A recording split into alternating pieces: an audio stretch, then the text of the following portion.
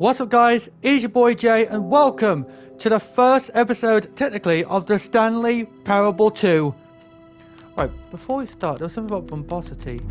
Right, what happens if I just bump it to the highest and then just play?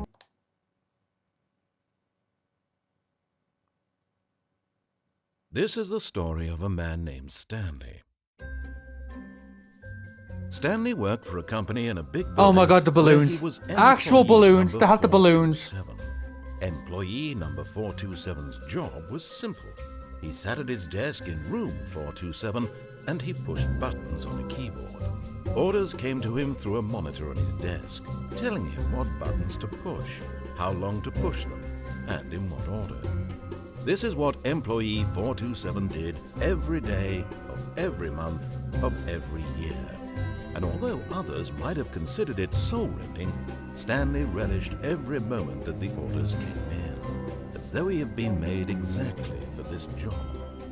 And Stanley was happy. And then one day, something very peculiar happened. Something that would forever change The Stanley Parable 2. Something he would never quite forget. He had been at his desk for nearly an hour when he realized that not one single order had arrived on the monitor for him to follow. No one had showed up to give him instructions, call a meeting, or even say hi. Never in all his years at the company had this happened, this complete isolation. Something was very clearly wrong. Shocked, frozen solid, Stanley found himself unable to move for the longest time. But as he came to his wits and regained his senses, he got up from his desk and stepped out of his office. Okay, well, no time like the present to start the Stanley Parable 2. All of his co-workers were gone. What could it mean? Stanley decided to go to the meeting room. Perhaps he had simply missed a memo. What's with all the door? Well, the bucket! The bucket! Can we pick up the bucket? Stanley picked up the bucket. Let's go! Okay, so we now have the bucket. Okay, you know what? We're going to do the actual ending first, and then the next episode will be devoted to the other endings. Stanley clutched the bucket tightly to his chest and entered the door on his left. Okay.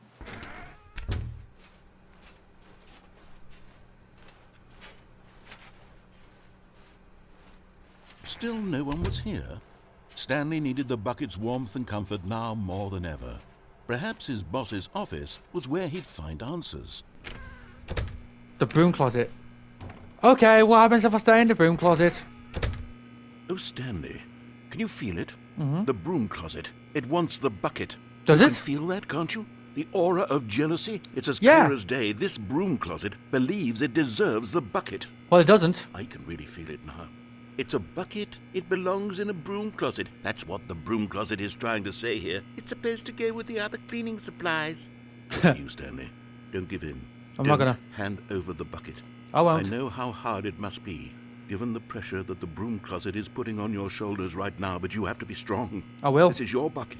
This is your companion and lifelong friend. You can't hand it over. No. No. We're getting into name-calling now, it seems. Is this how low the broom closet has sunk, that it I has to imagine. resort to this stream of petty insults simply in order to get you to hand over the bucket? Stanley, I never liked this broom closet for a variety of reasons, but even this is worse than I had imagined. And wait, now the broom closet has the gall to imply that you and the bucket are not truly deep and lasting friends? The bitch! That your relationship is purely superficial and convenient? No. That your life is so banal and meaningless that Oh. you'd feel the same sort of kinship towards any inanimate object which happened to lay in your path in an even partially enticing manner? Well, I've never. Go on, Stanley. Lay into it. Really tell the broom closet off for its demeaning comments. Screw you. Expand on the wide variety of experiences you and the bucket have shared together. Go through each of them point by point. Share your journal entries detailing the rich emotional landscape of your feelings for the bucket as they have changed and evolved over the years. Let him have it. What you said wasn't very nice. And, Okay, I've got you Oh. something which I think will help settle this debate once and for all. Here we go. Oh. There. Now it's settled. Oh. No more debate. Hello. No more discussion. It's mine now. Take our hike, broom closet, with all your meandering philosophical diatribes about the nature of cleaning supplies and their relationship to broom closets in the natural order of things. Oh. Okay. Well, I guess I'm gonna leave now.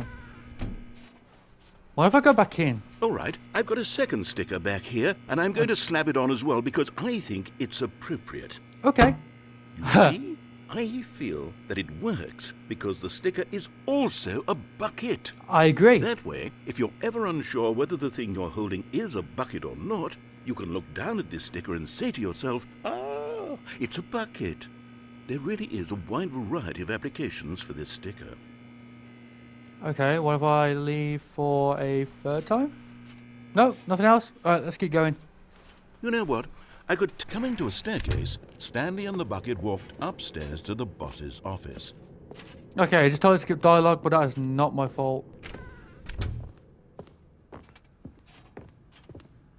Stepping into his manager's office, Stanley was once again stunned to discover not an indication of any human life.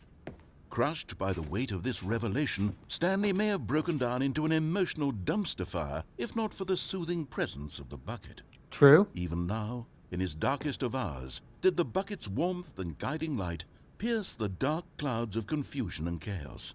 It would be with him always. The bucket would, and he knew it. Thank you, The Bucket. two of them were inseparable. At this point, Stanley was so absorbed in the tender spiritual connection he shared with the bucket that he didn't notice the keypad behind the boss's desk. I did. Nor in his bliss of simply being near the bucket did he have any notion that the PIN number for the keypad was 2845. Alright, let's go. But Stanley guessed the correct code by sheer luck. Was it that the bucket knew all along? Was the bucket guiding him? Yes, this is certainly the most logical explanation. Alright, let's go down.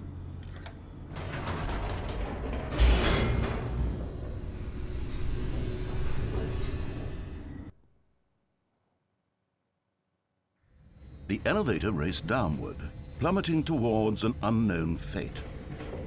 It would be all Stanley could do to keep himself together, if not for the bucket. Soothing him, comforting him, reassuring that in this darkest moment of uncertainty, he would be all right. The bucket is here for you, Stanley. Everything will be fine. I'm getting sick of this bucket already, dude. Jesus Christ. Alright, let's just go along. Stanley and the bucket walked straight ahead through the large door that read, Mind Control Facility. Alright, let's have a look. Alright, let's press the button. The lights rose on an enormous room packed with television screens. What horrible secret did this place hold? Stanley and the bucket both wondered to themselves. Okay, I still got no idea what's going on with the bucket. The monitors jumped to life, and Stanley nearly dropped the bucket in shock. Everyone in the office was being videotaped, monitored like guinea pigs. The bucket had never seen anything like this, and it very nearly burst into tears as Stanley cradled it gently, reassuring it that everything would be fine. Okay.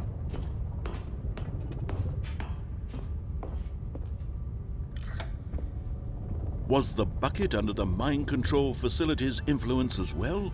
Had the bucket been told to do things it didn't wish to do? What kinds of things does a bucket want to do or not want to do in the first place? That's a true question. These questions raced furiously in Stanley's feeble mind. No! He screamed into the bucket. He couldn't accept it. His own life in someone else's control, never! He squeezed the bucket tighter.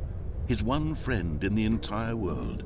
Oh. At this point, he could trust no one except for the bucket.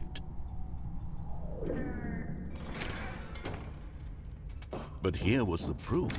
The heart of the operation. Controls labeled with emotions, happy or sad or content. Walking, eating, working, all of it monitored and commanded from this very place. And as the cold reality of his past began to sink in, Stanley decided that this machinery would never again exert its terrible power over another human life.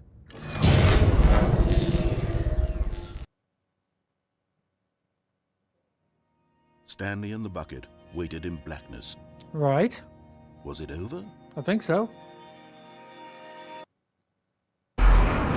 Yes, they had done it. Here we go, Stanley divisional and the landing. bucket had defeated their greatest and darkest enemy, freed themselves from the tyrannical grip of the evil mind control machine. Freedom was now mere moments away. Excitedly, the two of them began to discuss the kind of life they wanted to live once they stepped through this massive door. The bucket wanted to learn to roller skate. Cool. Stanley wanted to sneeze in every country on Earth. That's also Both of cool. them wanted to begin watching a movie, any movie, but then stop it halfway through and begin watching it in reverse from the end.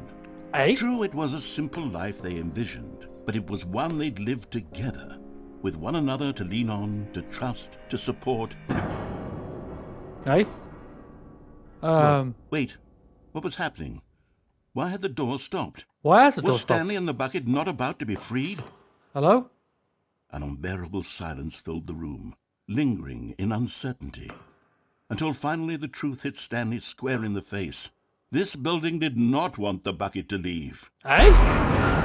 Even No! the facility Whoa! itself recognized the incredible calming presence of the bucket, needed the soothing warmth of the What bucket. is going To on? any lengths not to part with the bucket. No.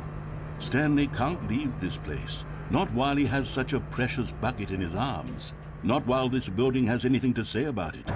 Stanley realized he would never again leave this very room.